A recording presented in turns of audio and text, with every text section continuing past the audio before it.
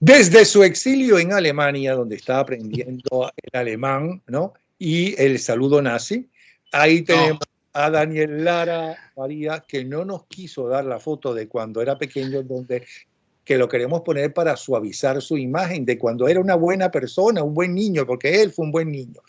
Creo que la política y cierto personaje en un partido que no voy a nombrar para no molestarlo, porque se molesta cada vez que hablo de Ramos Alú, creo que lo malearon. Pero, ¿qué has aprendido en alemán, Daniel? Mira, pero si yo fuese tan mal, en alemán que no sea una grosería, no te aproveches. si yo soy todo el ogro y la mala persona que tú retratas, yo quiero saber por qué tú me traes a mí a este programa. Bueno, porque yo soy masoquista. Ser good. No, la gente sabe que es echándote broma y que es una forma de cariño. Fíjate tú que yo he visto una cosa hoy, ¿no? Pero no nos has dicho una frase en alemán. Ser good, te dije. Muy bien. ¿Qué dijiste? ¿No fue Heil Hitler? Ser good. No, tú sabes que para empezar, te hago un llamado, puesto que el saludo nazi está prohibido en Alemania, es delito hacer el saludo nazi. Es delito decir esa frase sobre Hitler. Los símbolos y todas esas cosas aquí son delitos. Pero y entonces los que son nazis y el partido nazi está prohibido. Claro, la simbología nazi y todo eso. ¿Qué es lo que pasa? Que hay grupos que a lo largo del tiempo, a lo largo de todos estos años, han querido tomar la ideología nazi y todo aquello, y se han mimetizado, han buscado otras maneras, otras formas y tal. Y han llegado el último fenómeno que los llaman neonazis, que es el grupo AfD, Alternativa para Alemania, que los tildan de nazis, neonazis. Muchos de ellos también tienen sus cosas en la mente ahí medio desordenadas. Pero yo en la revisión que le he hecho a esos tipos, de verdad lo que veo es a unos tradicionales populistas, de estos que su única agenda es agitar en medio del desconcierto de la sociedad. Entonces, no, si no hay trabajo aquí es por culpa de los inmigrantes, entonces hay que votar a los inmigrantes. Eso es en todos los países del mundo, se une esa cosa. Lo que pasa es que aquí obviamente hay una preocupación por esos asuntos, por la historia que este país tiene y que no quiere repetir. Entonces, por eso que se ven esas cosas. Pero fíjate tú algo que es interesante. Tú sabes que aquí en Europa, por lo menos aquí en Alemania. Perdón, señor Lara, fue un error mío tocar el punto de nazi. Eso fue solamente un toque para empezar, pero no es para que toquemos eso. No. A preguntarte, que me parece más interesante que si hay nazis o no en Alemania, ¿no? Y en el resto de Europa, porque buena parte de Europa era nazi. Claro que hay. Y estaba con Hitler, hasta el rey de Inglaterra estaba con Hitler. Quiero preguntarte, yo nunca estuve en ningún partido político, ni cercano. He tenido amigos en todo, pertenecientes a todos los partidos políticos, e inclusive amigos que no pertenecieron nunca a ningún partido. Pero me pregunto, la ética política, tú que sí has estado en partidos políticos y has militado en un partido político, ¿la ética política es diferente a la ética que todos conocemos los seres humanos en las relaciones de los seres humanos? Pero mira, eso ya sería profundizar en una discusión filosófica. Los filósofos dicen, yo no soy filósofo, pero los filósofos dicen que todo el mundo tiene una ética y que esa ética cada quien la decide. Hay una ética del médico, hay una ética del actor, y los delincuentes tienen sus códigos éticos. Hay cosas que hacen y cosas que no. Entonces, ¿cuál es la ética de los partidos políticos en general en Venezuela? Por lo menos de los principales. En Venezuela, el grave problema que ha habido en Venezuela es que el tema del Estado propietario de la mayor parte de la riqueza, un Estado rico, ha convertido la acción política en la búsqueda de la conquista del Estado para desde el Estado construir hegemonías partidistas. Y eso ha sido así, bueno, desde que Venezuela es Venezuela, pero se exacerba con el tema del petróleo. Por eso es que tú ves cuando el tema de López Contreras, creo que es donde primero se ve, porque con la caída del gomecismo, o con la muerte de Gómez, mejor dicho, tú ves cómo López Contreras queda, cosa que muy poco se dice, por cierto, que la gente vea o han construido a un López Contreras demócrata, bonachón y buena gente, todo aquello, pero se olvidan que en el año 45 López Contreras estaba haciendo todo lo que estaba a su alcance para regresar al poder. ¿Y eso por qué? O sea, ¿por qué regresar al poder en Venezuela tiene ribetes distintos a los que puede tener en los Estados Unidos? Por el tema del manejo del dinero del Estado, que permite construir una hegemonía. Eso fue lo que hicieron los adecos en el 45. Eso fue lo que hizo Pérez Jiménez a partir del momento que llegó al poder. Y eso fue lo que de alguna manera quedó en la mente de los políticos que se repartieron el poder a partir del año 58. Bueno, que aquí hay una torta. Esta torta hay que repartirla bien, pero siempre se hizo para construir hegemonía. Y por eso que termina la de Copey construyendo esa hegemonía donde un ratico para allá, un ratico para acá, y además de eso, a los minoritarios también les caían recursos. Cuando eso de esa manera, por cierto, que hay una discusión, hay una declaración que le dio una vez en una entrevista al doctor Arturo Larpietri a Marcel Granier, porque Marcel Granier le pregunta por qué había fracasado el partido de Ullar, que él tuvo el partido, el Frente Nacional Democrático, el Frente Democrático Nacional, la famosa campana, y le digo, bueno, porque si usted habla tanto de política, ¿por qué usted, su partido fracasó? Entonces él dijo que el problema era que en Venezuela, según Ullar Pietri, era imposible tener un partido sin dinero. Y que para tener esa maquinaria partidista, lo que hacían los partidos era que cuando estaban en la oposición, el gobierno permitía que contratistas afines al partido contrataran con la administración pública para, a través de ese dinero, que por supuesto esos contratos siempre estaban amañados, siempre había una licitación amañada y siempre había sobreprecio, obviamente, a través de eso se financiaban los partidos. Y que cuando él supo eso, dice Ullar Pietri, él dijo, entonces este partido no sigue, este partido se acaba y se acabó. Eso es lo que ha venido ocurriendo todo este tiempo. ¿Y qué ha sido el chavismo sino la construcción de una gran hegemonía con el dinero del petróleo? Pero eso está a la vista, eso está perfectamente claro. Lo que pasa es que el chavismo, como es la fase de putrefacción del sistema que había antes, ya hizo metástasis, mataron, o sea, y dijo una metástasis de verdad, porque fíjate, acabaron con PDVSA. Bueno, acabaron con todo, no con el PDVSA, acabaron con todo. Pero no solamente eso, es que regresaron a Venezuela a la economía extractiva, Napoleón. O sea, la mayor cantidad de recursos que está obteniendo el régimen venezolano es a través de la explotación de las minas y del cobro de vacunas a los narcotraficantes por el tránsito de cocaína por Venezuela y por las rutas de cocaína hacia el exterior. Es decir, regresamos a los tiempos previos a Gómez, prácticamente. Siendo así, y viendo las cosas de esa manera, entonces la gran pregunta aquí del tema ético es no la ética de los partidos y de los políticos, sino los valores de la sociedad. Porque el problema es que cómo es posible que una sociedad vote por un político sabiendo que ese político va a robar. Y además de eso, popularizando frases que en la sociedad, que bueno, no, los adecos roban y dejan robar, los compañeros roban para ellos solos. No, bueno, no importa que lo pongan donde hay. Bueno, no, igualito van a robar. O lo que ocurrió en los años 80 y en los años 90, que yo creo que es el preludio de la llegada del chavismo al poder, y yo recuerdo haberlo escuchado, de cómo la gente dejó de vincular la solución de sus problemas a el voto y a la participación en política. Porque como la gente votaba y el hueco en la calle no había quien lo reparara, y la acera no había quien lo reparara, y la delincuencia iba aumentando, la gente empezó a tomar sus propias decisiones. Y fue cuando empezamos a ver en Venezuela cómo las urbanizaciones se cerraban y se ponía una garita y se ponía una alcabala pagada por los propios vecinos. ¿Por qué? Bueno, porque como el alcalde no pone seguridad, nosotros no proveemos nuestra propia seguridad. Y la gente empezó a decir, y se repetía muchísimo en Venezuela, bueno, ¿para qué vamos a votar si igual van a ganar los adecos y los copellanos? Si igual van a ganar los mismos. Y por esa endija se coló el chavismo. Pero yo lo que te quería referir vinculado con esto es el tema de cuando se habla de la responsabilidad de la sociedad.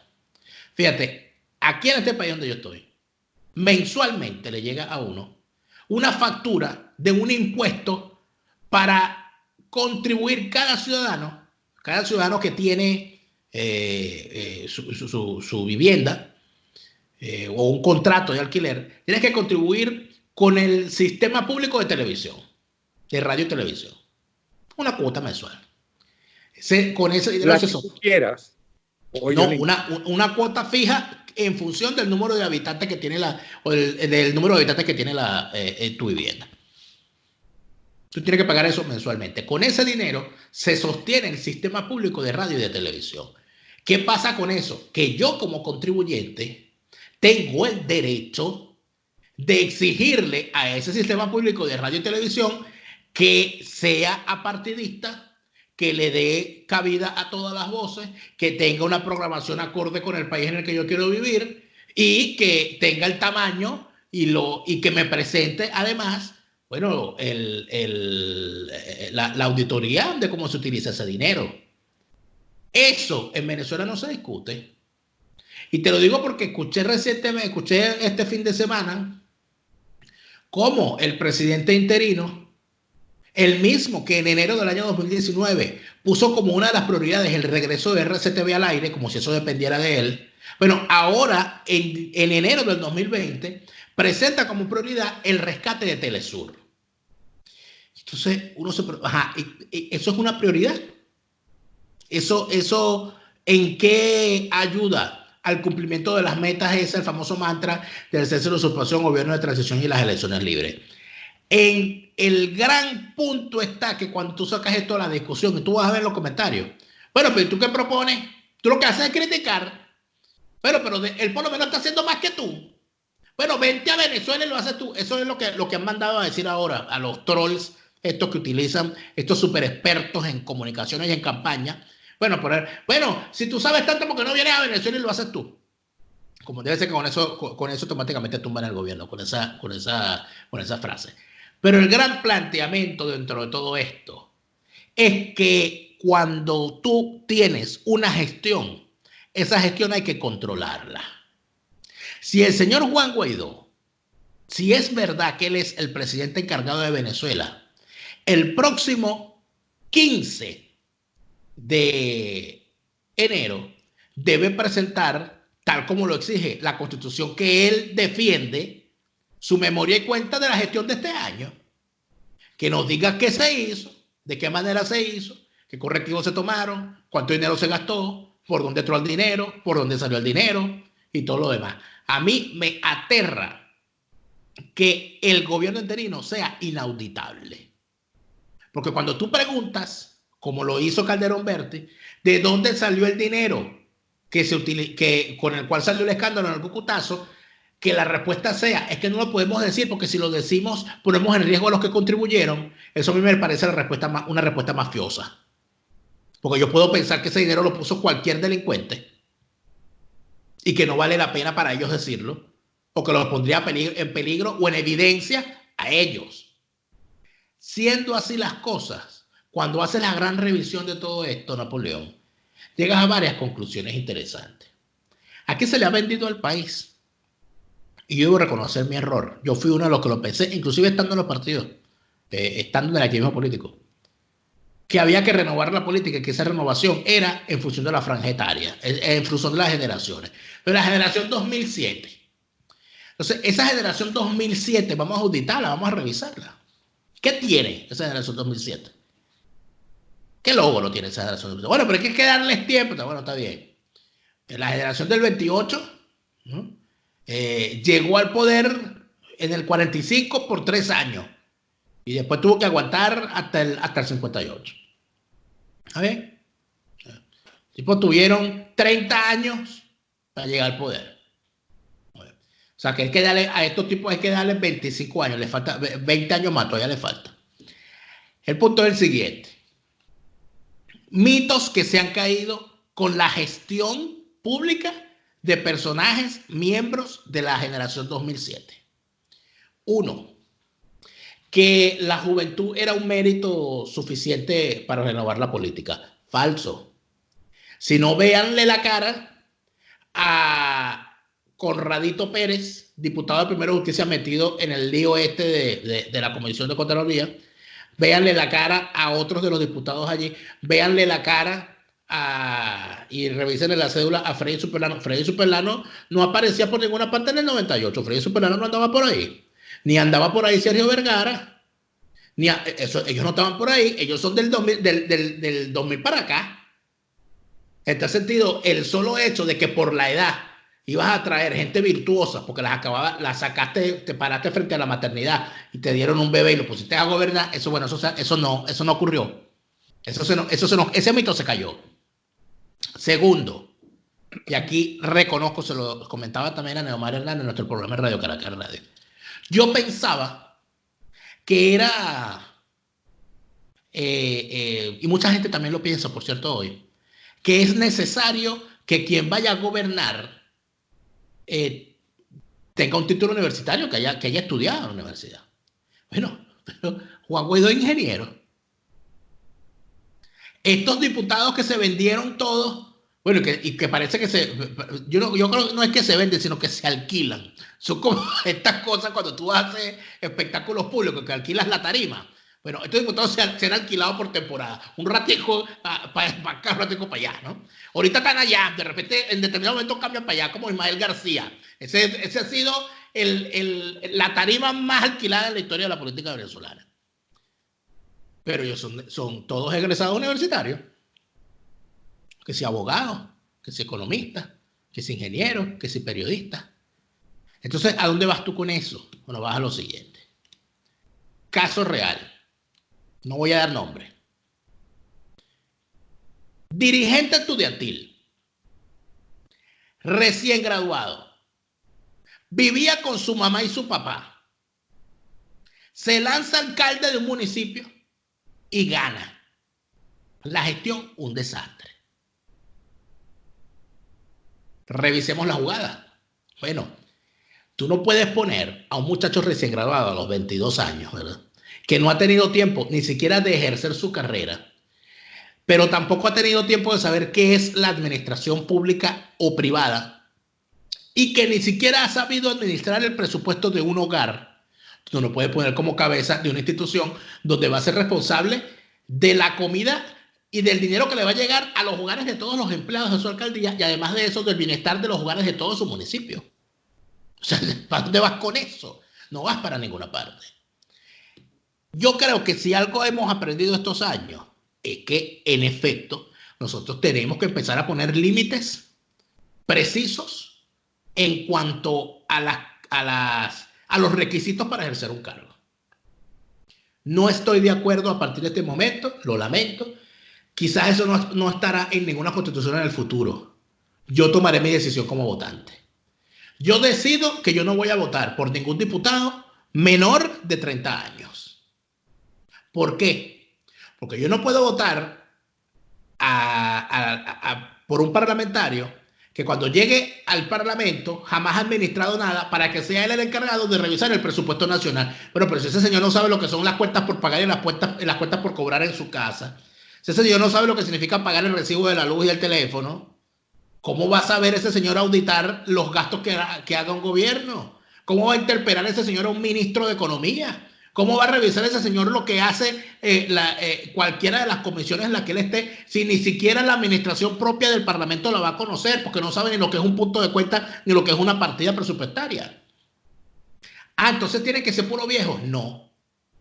Yo considero que ese ejemplo real que te di de muchacho de la generación 2007 que se graduó y salió recién graduado hacia alcalde, ¿verdad?, hubiese sido maravilloso que en vez de lanzarlo a alcalde, lo hubiesen lanzado a concejal. Estaba en contacto con su comunidad porque él es de allí, está en contacto con su partido, sigue haciendo política allí, conoce lo que se hace en una alcaldía, empieza a saber lo que significa un consejo municipal, empieza a aprender, sabe lo que es la administración, empieza a entender el asunto, hace control de la gestión del alcalde, o quizás no lo pongan como concejal, sino que cuando haya un alcalde con capacidades para hacerlo, que a estos jóvenes recién graduados los pongan a trabajar dentro de esa alcaldía con personas que tengan experiencia, obviamente, para que empiecen a aprender y a entender lo que significa la gestión pública. Y después de eso que vayan, bueno, el señor es concejal. Pasó 5 años como concejal, 4 años como concejal, que es lo que dura, 4 años como concejal. Llegó a los 21 años. Bueno, ya el señor tiene 20. Yo pondría como requisito para ser alcalde la edad mínima de 25 años. ¿Por qué? Porque no puedes tener un adolescente de alcalde. Porque lamentablemente va a pasar lo que va a pasar. Pero además de eso, como se hace con los jueces en la gran mayoría de los países del mundo, para ser magistrado, usted tiene que haber sido juez. Es una cosa lógica, ¿no? Si tú vas a ser el juez más alto del estadio superior del sistema de justicia, tú tienes que haber pasado por los estadios anteriores.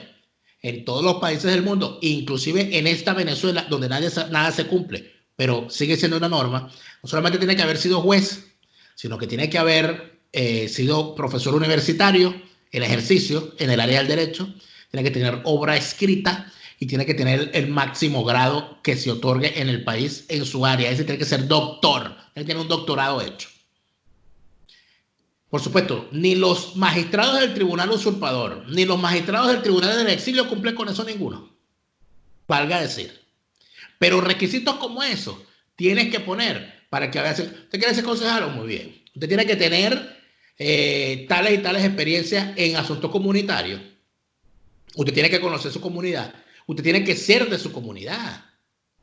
El tema del manejo de la ética, Napoleón, aquí ¿qué pasaba? Aquí empezaron a imponerse fuerzas oscuras, poderes fácticos, para meter muchachos. Cada quien agarró a su muchacho y lo metió en el partido que quiso y en el cargo que quiso. Perdimos la oportunidad de formar a toda esa generación, desde los cargos inferiores hasta los cargos superiores, para lograr de verdad la regeneración de la política. Yo prefiero 1000 veces a un gobernador de 50 años que haya sido alcalde, que haya sido concejal, que haya sido diputado del Consejo Legislativo y que tenga la experiencia en gestión, que a un muchacho recién graduado de 25 años, cara bonita, con todo el apoyo y que con carisma y todas esas cosas, porque si llega gobernador lo va a hacer mal, no nos va a servir. Esa es una de las cosas que nosotros tenemos que revisar. Nosotros no podemos seguir teniendo, yo le escuchaba un reclamo a Calderón Berti, que bueno, que aquí se quiere poner una especie de frontera, de que si tiene más de 50 años no sirve. Para algunas cosas no, para otras cosas sí. Por ejemplo, tú pones a un señor de 70 años, no voy a decir nombre porque ya tú lo dijiste y no quiero nombrar a ese señor aquí, pero imagínate tú a ese señor de 70 años, jefe de un partido, imagínate ese señor de concejal. Está muy enfermo, me dicen. No voy a responder. No sea que lo hayas tratado de envenenar. No voy a responder lo que me pasó por la mente por responder. Pero tú no puedes poner a ese señor de concejal de su parroquia. ¿Por qué? Bueno, porque ¿con qué lidia el concejal de la parroquia? Con el problema del agua negra, el problema de las aceras, el problema de la vialidad, el problema de los semáforos. Problemas de conserjería ciudadana. Entonces, allí, evidentemente, el tema del contacto con los jóvenes, el contacto con las comunidades, eso lo podría hacer muy bien. Esa es una excelente manera de foguear un liderazgo que venga de las comunidades y que venga del movimiento estudiantil y que venga de las bases de los partidos. Pero tú tienes que saber administrar los recursos. Por ejemplo, si a mí me dicen mañana, el doctor Calderón Berti quiere ser, entiendo que él es trujillano, creo, ¿no? Bueno, el señor Calderón Berti quiere ser alcalde de Boconó. ¿Qué opinas tú? Digo, no, una locura. Una locura. ¿Qué hace el señor ahí? Vamos a gastar ese enorme recurso que significa la experiencia de Calderón y el alcalde de Boconó. Bueno, es que tú estás queriendo decir que Boconó no merece a Calderón. Eso es lo que yo estoy diciendo. Lo que yo estoy diciendo es que nosotros deberíamos tener, y fíjate que el chavismo lo hizo adrede. El chavismo eliminó las instancias necesarias para que de alguna manera se aprovecharan a las generaciones nuevas y a las generaciones en retiro. ¿Cómo lo hicieron? Número uno, acabaron con las juntas parroquiales. En Venezuela no hay juntas parroquiales, que era la instancia a donde iban los liderazgos comunitarios, Napoleón. una persona que estaba pendiente de la cuestión de su barrio, etcétera, etcétera, que tiene su radio de acción político en su barrio, tú no puedes lanzar alcalde, porque lo que él sabe es la cosa de su barrio. No, pero es que él es un tipo, un pico de plata, y él es un líder y la gente lo quiere y tal. Y bueno, de esos luchadores sociales se llenó la política venezolana y ya tú sabes por dónde terminamos. Al eliminar las juntas parroquiales, eliminaste esa instancia por donde iba a pasar el luchador social, el dirigente comunitario, para foguearse a la gestión pública y quizás llegar a concejal y empezar a hacer carrera. Pero además de eso, eliminaron el Congreso bicameral. Y al eliminar el Congreso bicameral, con la necesidad que en un país federal en un país descentralizado, la existencia de un Senado, eliminaste la gran oportunidad de tener una instancia que controle al poder con la experiencia de sus integrantes. ¿Quiénes deberían formar parte del Senado? Exgobernadores, exministros, exdiputados, expresidentes. ¿Por qué? Porque ya la experiencia que ellos han tenido, ex embajadores, ex funcionarios de alto nivel, catedráticos con obra, que ya de alguna manera su experiencia esté probada y la ponen a disposición del resguardo de la República desde el Senado. El chavismo acabó con eso. El chavismo acabó con la primera instancia de formación de un líder político de cargos de elección, que es la Junta Parroquial, y acabó con el Senado, convirtiendo entonces la política venezolana en esta gran rebatiña, donde entonces resulta ser que ahora aquí, para ejercer un cargo, para aspirar a un cargo, hay que sacar la cédula y la partida de nacimiento. ¿En qué año nació usted? ¿En qué año nació usted? Y además de eso, no se hace control de la gestión. Y cuando lo hace, te acusan de que, bueno, de que tú lo que quieres es destruir a Guaidó y tal y más cual. Yo quisiera, Napoleón, que alguien se atreviera a hacer el control de gestión necesario para este gobierno interino. Le haría muchísimo bien. No es nada malo. La única forma de que se le dé oportunidades de corregir los errores es revisándolos y planteando las alternativas que hay. No, porque es que no podemos darle armas al enemigo. Pero ¿qué más arma al enemigo que permitir que la corrupción ande tan campante dentro del gobierno interino? Eso a mí me parece un horror. Y muestra de eso que tú planteas, de que la ética se fumó de los partidos. ¿Estás generalizando o crees que es correcto generalizar? Se fumó de los partidos. Se fumó de los partidos, porque cuando tú soportas, fíjate tú algo, ¿no? No es nada más una de las principales muestras de que los partidos venezolanos actualmente espantaron la ética de sus filas. Es la forma como escogen sus autoridades internas. ¿Desde cuándo no hay una elección interna en un partido venezolano? Perdón, esto que tú acabas de decir, hace un par de horas atrás, también me lo dijo Werner Corrales, cuando dijo que el principal enemigo de la democracia no solamente es la narcodictadura que está en Miraflores, sino es la corrupción, la falta el sectarismo y la falta de transparencia. Sin duda, sin duda. Pero es que cuando tú revisas, además, que dentro de los partidos, ¿qué tiene que pasar para que haya un secretario general de un partido que sea un corrupto? A la vista de todo el mundo. Y siempre esté allí. Lo que tiene que pasar es que todos los que están por debajo son corruptos también. Porque si tú no eres un corrupto, tú no vas a aceptar que el que esté por encima de ti sea un corrupto con tu apoyo y con tu voto. Es una cosa lógica. A menos que las personas que no lo son se vayan, se queden callados, se acobarden, que es lo que mucha gente acusa a la gente honesta de los partidos tradicionales, que dejaron que esto pasara, que se fueron, ¿no? O que se callaron. Bueno, pero es que fíjate tú, ¿cuándo han sido los partidos políticos venezolanos 100% honestos? Bueno, no hay ningún grupo humano en ninguna parte del mundo que sea 100% honesto. O sea, entonces, partiendo de allí, yo te diría que uno de los principales errores que llevó a la desgracia, a la depauperación de la democracia venezolana, fue, número uno, la partidización de toda la sociedad. Aquí hasta para ser parte de una asociación de vecinos había que ser, eran los de Adero, de Copé y los del MAS. Para que un artista obtuviera financiamiento para su obra de alguna de las instancias públicas, tenía que pasar por un filtro partidista. Eso fue en Venezuela siempre así. Pero es que además de eso hay otra cosa gravísima para los partidos políticos, que es el tema de la democracia interna. Si en un partido no hay democracia interna, la democracia de ese país va a fracasar. Pero es que para empezar los partidos son verticales, como el Partido Comunista, es a semejanza de ellos. Pero lo que es increíble es que tanto hablar de democracia y no hay elecciones internas. No solamente eso, sino que cuando las hay se las roban ellos mismos. Y no es de ahora. Acuérdate lo que le pasó. Cuando las había.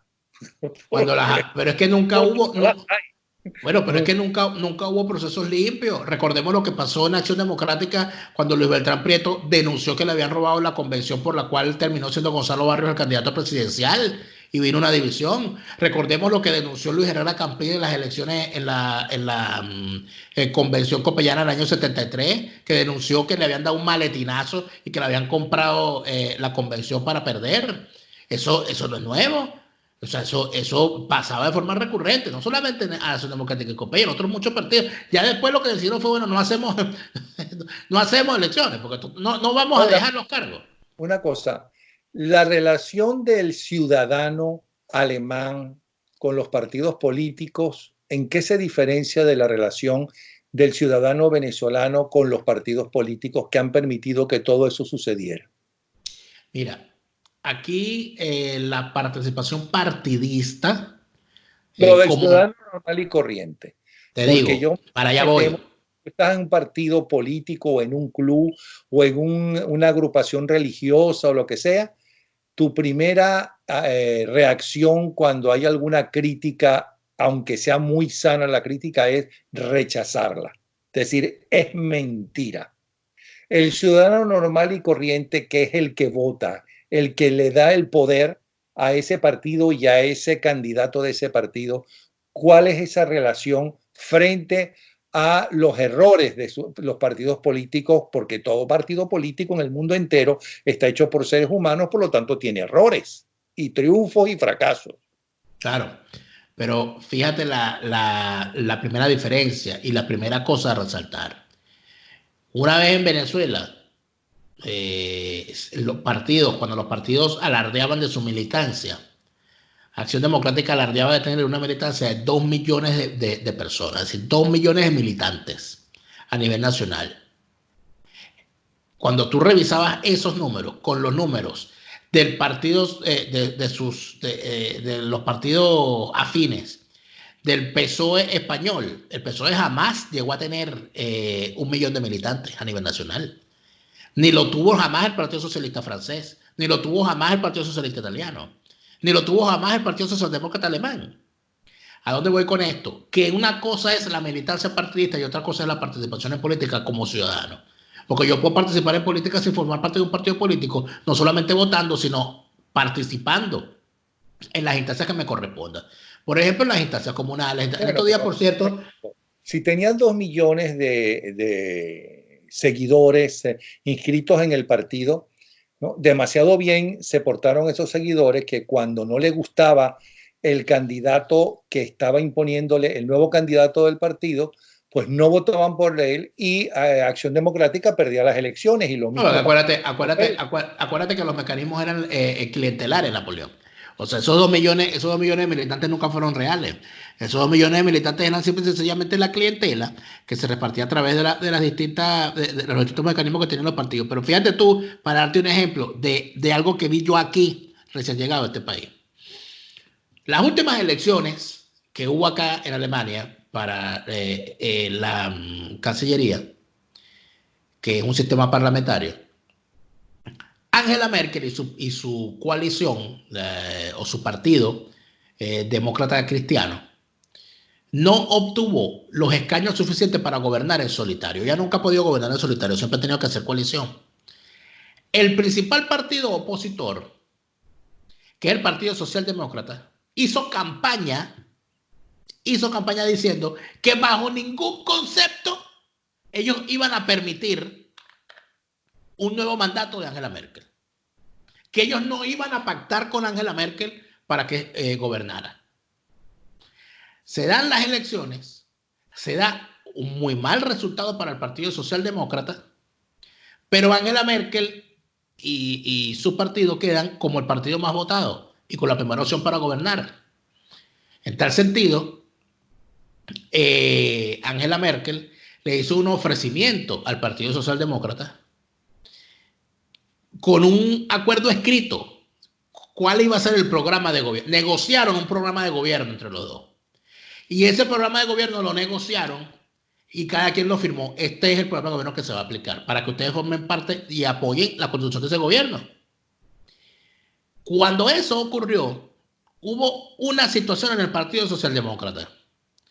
Porque la dirigencia dijo, pero un momento, nosotros hicimos campaña diciendo que no íbamos a hacer eso. Nosotros, si pactamos con Angela Merkel, estamos traicionando a la militancia. ¿Qué hubo que hacer? Hubo que someter ese acuerdo, el programa de gobierno, a referendo dentro del Partido Socialdemócrata para que la militancia decidiera si estaban o no estaban de acuerdo con que el partido quebrantara su promesa electoral en función de la constitución del gobierno. Pero lo más insólito de eso fue que el secretario juvenil del partido estaba en contra y salió a hacer campaña a nivel nacional, haciendo mitines ciudad por ciudad, diciéndole a los militantes que votaran no, que votaran en contra. Es decir, el secretario juvenil hizo campaña contra el secretario general. Y eso logró dos cosas. Número uno, que la militancia se despertara y dijera, bueno, pero ¿y cuál es la alternativa? Repetir las elecciones. Aquí jamás se han repetido elecciones, como en España, que se repiten cada 2 años ahora. Y la alternativa fue que el secretario general se vio forzado por la dirigencia del partido a que sí, en efecto, se iba a hacer el pacto si el referéndum se ganaba, pero él se comprometía a que él no iba a formar parte de ese gobierno. Porque él había sido el que había prometido que no iban a pactar. Por lo tanto, no podía ser parte del gobierno. Okay. Y así ocurrió. ¿Qué hago? Mira, el referéndum, la gente terminó votando a favor de que se hiciera la alianza porque la alternativa era repetir las elecciones. Y aquí la ciudadanía, el ciudadano, no el militante del partido, el ciudadano, después que vota, se va para y ve los resultados, dice, ajá, bueno, que se pongan de acuerdo para gobernar. Tú no puedes volver a llamar al ciudadano para decirle que los políticos no se pusieron de acuerdo y vamos a repetir las elecciones y vamos a gastar dinero en eso, porque hay los códigos, los valores que hay aquí son completamente distintos a los que, y, ojo, no estoy comparando con Venezuela, compáralo con España, compáralo con Italia, compáralo con Francia. O sea, hay una forma de ver las cosas donde el ciudadano dice, bueno, aquí el político tiene que salir a hacer su trabajo porque ya yo hice el mío. En esas circunstancias, en esa situación, revisa lo que ha sido la vida partidista venezolana. Pero nos sentamos a llorar los dos. Ok, a mí lo que me interesa es la ciudadanía, esa gente que te está viendo. En principio que no pertenece a ningún partido político, como es la enorme mayoría hoy en día, que no quiere saber nada de partidos políticos. Por un lado ellos, ¿cómo crees tú que deberían comportarse para cambiar la situación? Y luego, ¿qué deberían hacer los partidos políticos para que empiecen a tener el apoyo de la gente y empiecen a tener seguidores porque se sienten que están siendo representados por los diferentes partidos políticos? ¿En qué falló la ciudadanía? ¿En qué fallamos nosotros los independientes? ¿Y en qué fallaron ustedes los que pertenecían a los partidos políticos? Yo creo que se falló en no entender que el gran problema que tiene Venezuela, en primer lugar, es la corrupción. Yo no creo que haya un problema en Venezuela más importante que la corrupción en este momento. Me podrían decir, bueno, pero es que esto es un narcorrégimen. Y el régimen... Pero es que donde no hay corrupción. En Perú están todos los expresidentes presos. Hay uno solo que está en juicio, por citarte uno. Y uno muerto. No hablemos de la corrupción, que es tradicional. Está en bien. Centroamérica, imagínate tú. En España, imagínate tú. Entonces, ¿dónde es que no hay corrupción? Pero esa es escandalosa. Bueno, esa es la excusa para no ver el problema que hay detrás. Yo no te estoy diciendo que no haya corrupción en otros países, estoy hablando del caso de Venezuela. En Venezuela, todos los delitos que se le endilgan al régimen El narcotráfico, el narcominero, el tráfico de gasolina, el robo, todo eso está vinculado a la corrupción. Porque si no hubiese corrupción en las Fuerzas Armadas no se prestan al narcotráfico. Si no hubiese corrupción en los estamentos políticos y militares, no se permite el expolio del arco minero. Si no hubiese corrupción en PDVSA y en la industria petrolera, no hubiese convertido PDVSA en lo que se convirtió. La pregunta es, ¿qué debe hacer uno como ciudadano independiente y qué debe hacer tú como cuando eras candidato de un partido? Pero nunca fui candidato, fui miembro de un partido. Candidato nunca fui. Miembro de un partido. ¿Cuál ha sido nuestros errores y qué deberíamos hacer para que la nueva Venezuela no los vuelva a repetir? Hay que desconfiar de los políticos siempre. Un político no es un santo al cual prenderle vela. El político debe estar bajo el escrutinio de la gente siempre. Los medios de comunicación no son órganos de propaganda, ni pueden verse así, ni los que trabajan en ellos, ni los políticos. El medio de comunicación normalmente en democracia está en la acera de enfrente del poder, porque el poder lo que quiere es engañar y los medios lo que quieren es informar la verdad. Cuando nosotros entendamos que el político está allí para ser escrutado y no para andarlo aplaudiendo cuando no lo merece, es que nosotros empezaremos a ver que la clase política va a cambiar de actitud. Fíjate tú lo que está ocurriendo ahorita con esto de estos diputados del equipo B de la traición. Bueno, resulta ser que los tipos se han dado cuenta de que hay, ¿cómo se llama? Rechazo popular. Que los escupen en la calle, le dan cachetadas, les gritan, los insultan, todas esas cosas. Ellos ahorita que se están dando cuenta de eso. Por supuesto, a los chavistas no se les hace eso, porque los chavistas cargan 50,000 escoltas, no se muestran en sitios públicos, y además esos son unos delincuentes. Si tú le pitas a Pedro Carreño en Caracas, lo más probable es que ese que le dio una pita a Pedro Carreño lo metan preso en el helicóptero y no salga más nunca. Pero el rechazo popular a los políticos, cuando lo hacen mal, es una cosa necesaria, con el respeto que una persona merece también a su honra y a la defensa, sin duda alguna. El popular se ha visto en Venezuela exactamente en los ejemplos que te acabo de decir. Los partidos no tienen el apoyo. Es más, hay un preocupante rechazo justamente a el nuevo periodo de Guaidó, porque las convocatorias que él hizo, si fueron 600 personas, fueron muchas personas. O sea que ya no es aquel 23 de enero lleno de alegría, de euforia, de esperanza. Sí. Ya es otra cosa. Pero eso no ha cambiado nada. Eso porque con el rechazo popular, cosa que me parece muy bueno que rechacen a los delincuentes, a los ladrones, no solamente en Venezuela, sino cuando salen fuera de Venezuela, también le hacen la vida imposible. Ok, ¿qué más hay que hacer? Bueno, fíjate que lo que ya te he dicho. O sea, hay que exigirle al político resultados y hay que evaluarle los resultados que muestra. Por ejemplo, esta cosa que está haciendo Juan Guaidó ahorita le han dado el nombre de cabildos abiertos. Bueno, hasta donde yo sé, en un cabildo abierto y debate.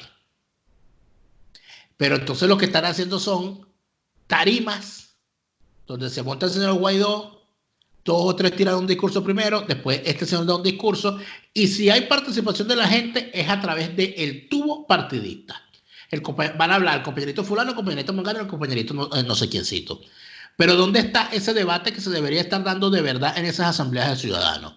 Donde el ciudadano pida la palabra y le diga, señor Guaidó, yo no estoy de acuerdo que la prioridad suya sea el tema de Telesur. Yo creo que la prioridad suya sea nombrar un encargado de defensa, por ejemplo. Pero no se está dando, no sé por qué, porque yo hice cabildos abiertos en el programa 24 horas, pero por montones.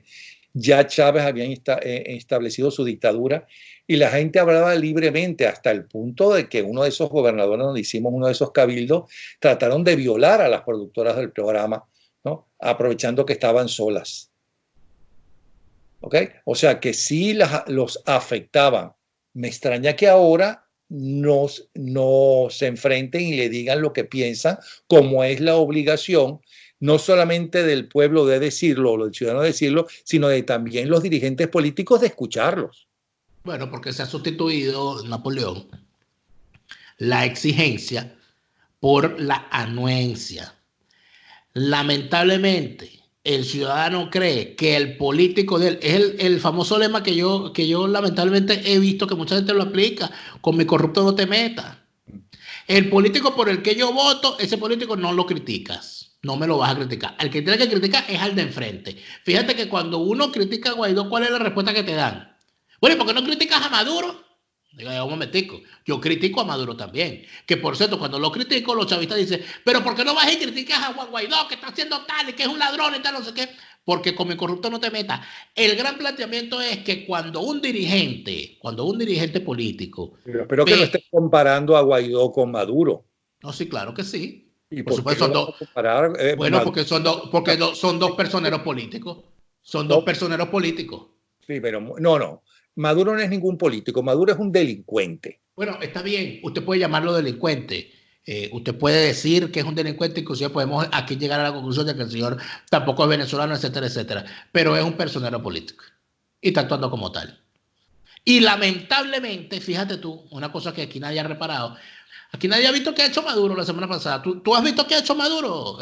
Mientras Juan Guaidó anda brincando rejas y rompiéndose los trajes y todas esas cosas. Le ha echado una revisadita a Nicolás Maduro. Nicolás Maduro está recorriendo cuarteles militares y prometiéndole cambios en las normas a los militares. Aquí nosotros tenemos dos tipos que dicen ser presidente de Venezuela. Dos tipos que dicen ser presidente de la Asamblea Nacional. Dos que dicen ser fiscales. Tres que dicen ser presidente del Tribunal Supremo de Justicia. ¿Cuántos hay? ¿Cuántos hay diciendo? Hay variedad. Ahora te pregunto, te pregunto yo, ¿hay alguien distinto a Vladimir Padrino diciendo que es jefe de los militares de Venezuela? No lo hay. Entonces, ¿por qué nosotros no estamos señalando eso? Porque los militares están tranquilamente del lado del régimen. Son el régimen.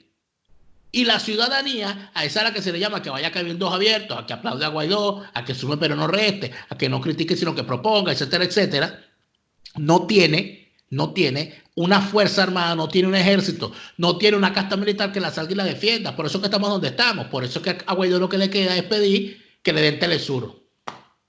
Jódeme Telesur. Esto parece un divorcio.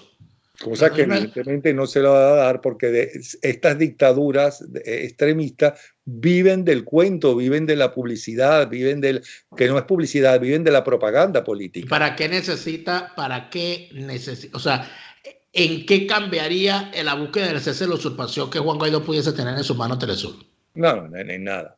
Entonces, el asunto ¿dónde está? ¿Cómo logras tú el cese de la usurpación? ¿Con un canal de televisión o con el respaldo militar? Con el respaldo militar, obviamente. Pero no tiene el respaldo militar porque los militares están con el chavismo. ¿Cuál es la conclusión que hay que sacar aquí? O te olvidas del cese de la usurpación o formas otro ejército. Porque algunos militares están con ellos, porque hay militares presos, hay militares conspirando, etcétera. Sin duda, hay militares presos, hay militares que han actuado, etcétera, etcétera. Pero yo te estoy hablando que ninguno de esos militares presos o que están actuando por allí los ve el país, ni la Fuerza Armada, ni la comunidad internacional como jefes militares distintos al jefe militar del chavismo, que es Padrino.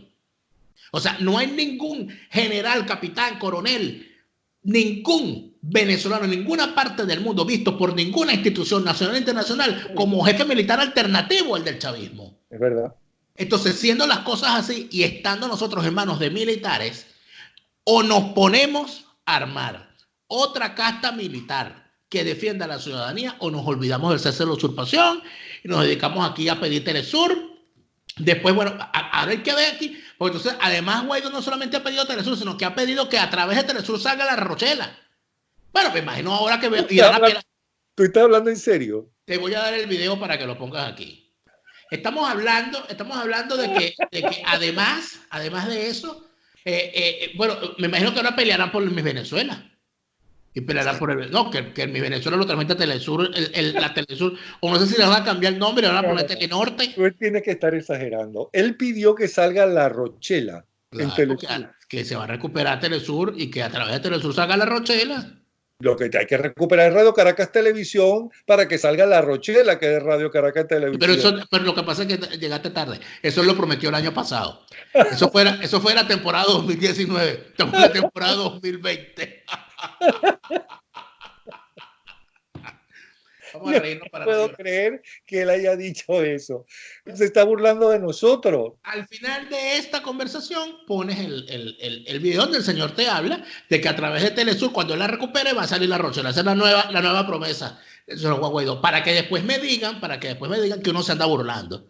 Para que después digan, no, que, bueno, ¿y qué has hecho tú? ¿Por qué no te vienes tú a Venezuela y luchas tú? ¿Y por qué no haces tú más de lo que está haciendo él? Ah, bueno, mire, yo creo... Lo que hay que recuperar es Telesur para defender la democracia en todo el mundo, en América y en Venezuela. Pero y hay que recuperar Radio Caracas Televisión para que presente primer plano, para que presente Radio Rochela, para que presente las telenovelas, para que presente Napoleón. Si algo debemos aprender nosotros a partir de ahora, porque a nosotros no nos puede volver a pasar esto que nos ha pasado estos años. Nunca más un gobierno con un canal de televisión, con un medio de comunicación. Es otra cosa. Yo no estoy de acuerdo con eso, número uno. Y número dos, RCTV, al momento de que caiga la tiranía en Venezuela, RCTV no es que el gobierno no lo va a abrir, es que RCTV tiene todos los argumentos legales otorgados por organismos, por cortes internacionales, para su reapertura en el momento en que lo soliciten y lo requieran. En el caso de Telesur, yo no estoy de acuerdo con que los estados tengan medios de comunicación. Eso tiene que acabar. Que vayan y que peleen por el rating y toda aquella cosa dentro de la gran torta de los medios de comunicación que hay. Pero esa infraestructura y toda esa cosa, para que esté en manos entonces de un presidente, para que salga allí lo que él quiere. Bueno, Chávez quería salir él en Aló Presidente 6 horas, 7 horas los domingos, ¿no? Bueno, que tenemos, el señor Juan Guaidó quiere Telesur para sacar la Rochela. Por lo menos hemos avanzado un poquito. Lo que falta es que diga que el muchacho quiere ver también 24 horas en la mañana en Telesur, ¿te imaginas? No, ese no lo va a querer. Y además dijo que va a nombrar una comisión de gente experta. Cuidado, cuida el teléfono. Atiende el teléfono cuando te llamen. No pueden contar conmigo para nada. Ni ellos ni los otros. Es más, a mí me ofrecieron ¿cómo se llama? El canal en lugar del canal 8, del canal 2. ¿Cómo se llama? Neves. Con el que se robaron el canal 2. Y le dije que ni loco. No, pero no tienes por qué aparecer tu nombre. Es que primero me muero de hambre y se muere de hambre mi familia antes de trabajar para ustedes. Claro. Eso fue como al año siguiente o a los 2 años. Imagínate tú. Cosas de la conoce entera. Bueno, de repente te llaman ahorita para la Telesur o para Telenorte, porque capaz de cambiar el nombre, Telenorte. Mira, cuéntame, entonces, ¿qué debe hacer en resumen el ciudadano? ¿Qué debemos hacer los independientes y qué deben hacer los que todavía están en los partidos políticos para que se crean los partidos políticos y crezcan los partidos políticos que sí son muy buenos y necesarios en una democracia?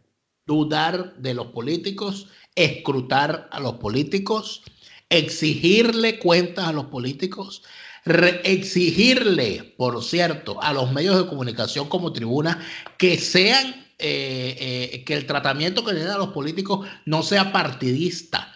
Los medios de comunicación pueden tener una línea política, obviamente todos lo tienen, todo el mundo tiene una línea, todo el mundo tiene una línea editorial. Pero que sea abierta, una línea política abierta. Quiero decirte que yo eso no lo viví. A mí nadie me dijo en ninguno de los canales, y estuve en todos, ¿no? Cuál era la línea política, a quién podía entrevistar y a quién no podía entrevistar. Eso no fue conmigo, vamos a estar claros. Eso no lo viví yo, ni en los canales de televisión, ni tampoco cuando fui director de Momento en el bloque de armas. Eso pero estamos hablando... Sé que sí lo vivió. Yo no sé. Hay gente que lo vivió en el pasado y hoy en día en todos los medios de comunicación de Venezuela la línea partidista es clara. Otra cosa. Es clara. Por ejemplo, a mí me parece que desde el punto de vista de la información, ¿no? Y de la transparencia en la información, el medio tiene que dudar de lo que dicen todos los políticos, no se puede adscribir a lo que dice uno solo. Por eso a mí no me parece adecuado, mira lo que te voy a decir, cuando un medio de comunicación digital titula: el diputado corrupto de la fracción CLAP fulano de tal dijo tal cosa, porque me parece que es intentar pensar por el lector. Usted tiene que decir, porque Luis Parra sigue siendo diputado. De acuerdo. Luis Parra sigue siendo diputado. Eso no lo pueden borrar. Era de Primero Justicia. Ganó por la tarjeta de la unidad. A que no sea presidente de la Asamblea Nacional, eso es otro tema y eso es otro debate. Pero el medio de comunicación no es fiscal ni juez. Si es un artículo de opinión, yo puedo decirlo, pero en una información, para registrar una declaración. Eso a mí me parece que tú no puedes pretender desde el medio de comunicación pensar por el ciudadano.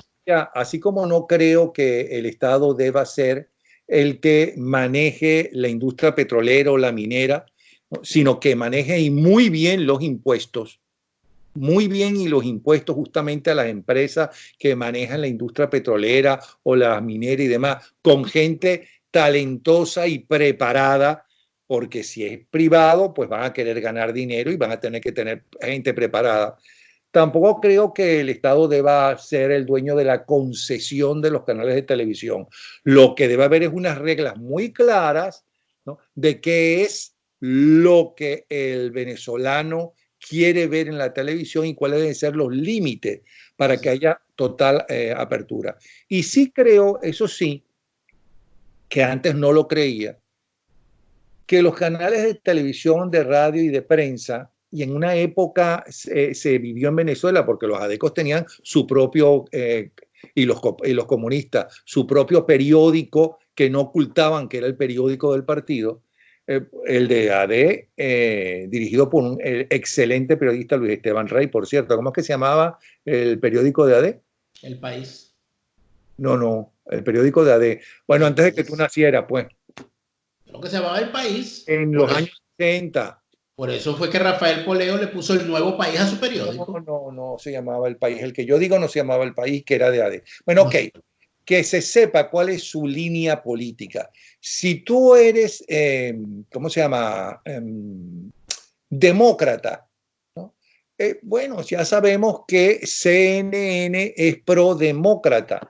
Si eres republicano, bueno, ya sabemos que Fox, ¿no?, es pro-republicano. Eso no quiere decir que CNN o la Fox esté inventando noticias en contra del partido contrario, pero eso sí quiere decir que su editorial tiene esa tendencia. Entonces, yo me siento y veo, ¿no? A ver, me interesa saber, fíjate, había un programa que era el que yo más veía en la televisión, y no voy a decir cuál, un canal que no es ni venezolano ni norteamericano, y que tenía el programa que inclusive yo grababa, que era una discusión de una serie de periodistas un poco frente a la prensa que hubo en Venezuela, hasta que yo me harté de que todos los periodistas que estaban allí, que siempre eran más o menos los mismos, todos iban a hablar en contra de Trump.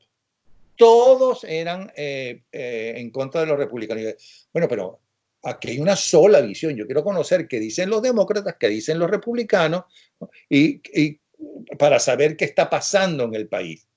¿Me explico? Eso es lo que yo espero de un canal de televisión.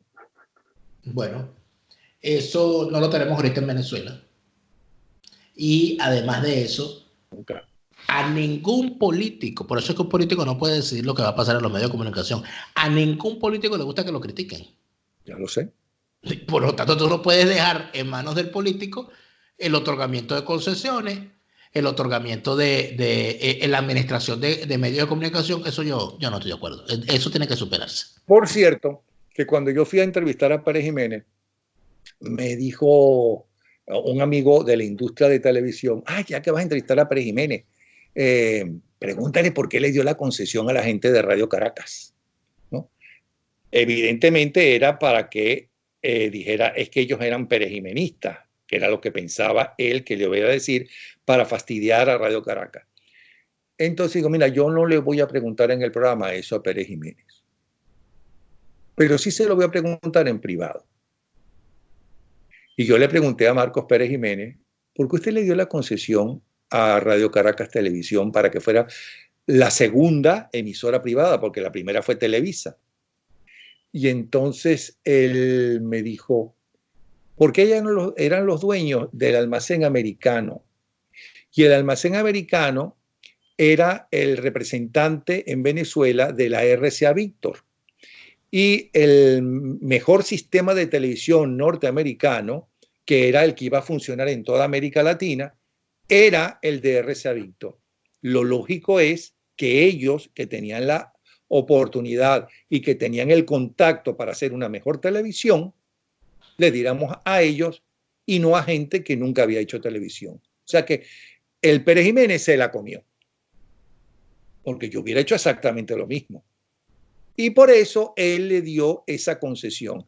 Te van a aplaudir. Los políticos le dan las emisoras de radio, las emisoras de televisión, sus amigos. A los amigos.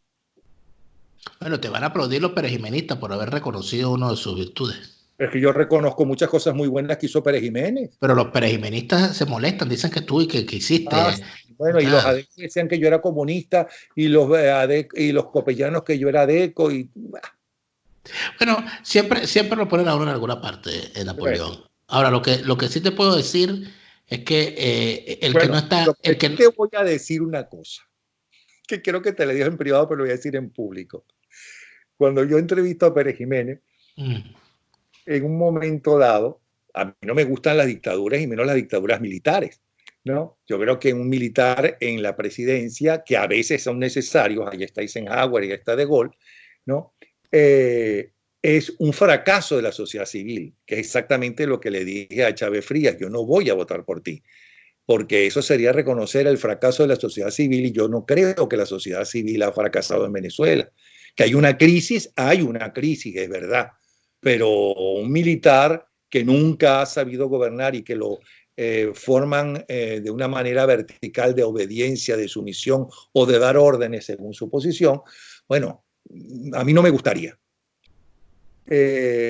Entonces, ¿a qué cuento viene esto?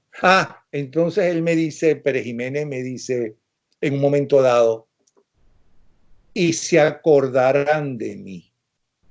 Y yo pienso para mí, yo me voy a acordar de un dictador. ¡Qué bola! Fue una maldición, porque casi todos los días me acuerdo de él. Porque no comparemos a Pérez Jiménez con esta basura y estos delincuentes que tenemos en el poder. ¿Qué más quieres que te diga?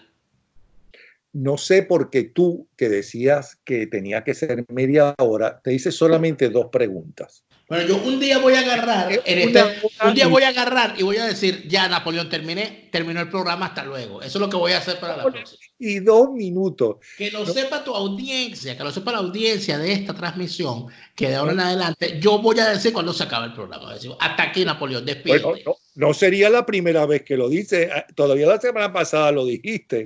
Despídete, Napoleón, que nos vamos. Bueno, acuérdate de la foto para ponerla al lado para que la gente se dé cuenta. ¿Quién te pervirtió? Gracias, Daniel. Tú sabes que es con cariño, Daniel Lara Faría.